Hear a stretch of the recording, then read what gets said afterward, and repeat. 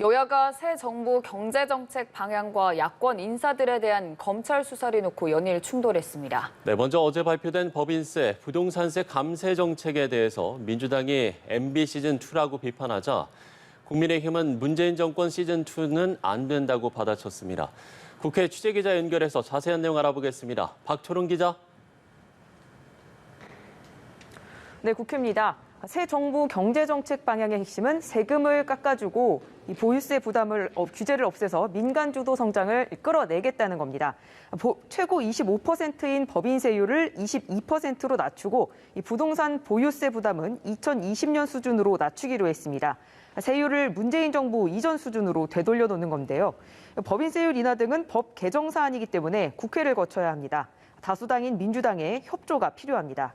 민주당이 당장 부자 감세라는 비판을 내놓자 국민의힘은 소득주도 성장, 재정주도 일자리 등 문재인 정부 경제정책이 철저히 실패하지 않았냐면서 문재인 정부 시즌2는 절대로 안 된다는 게 민심이라고 받아쳤습니다.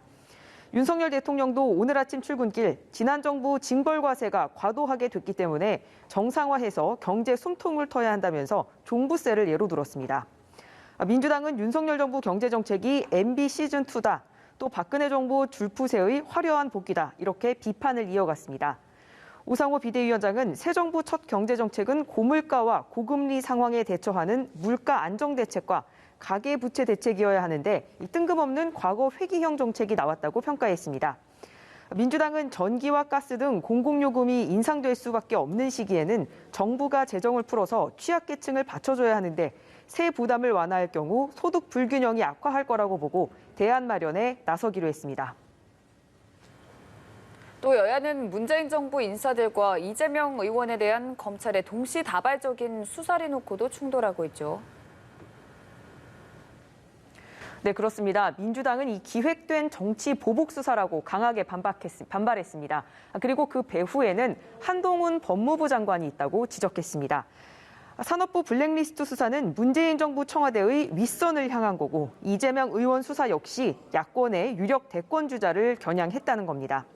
오늘 아침 비대위 회의에서 우상호 위원장은 수사가 동시에 진행되는 건 기획으로 볼 수밖에 없다면서 다음 주 월요일쯤 대응 기구를 세우겠다고 밝혔습니다.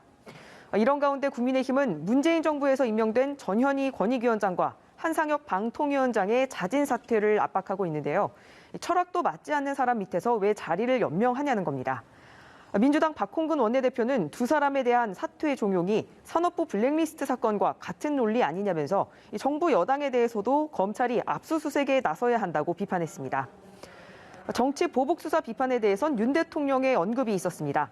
민주당 정부 때는 과거 정부 수사를 안 했냐고 윤 대통령이 지적했습니다.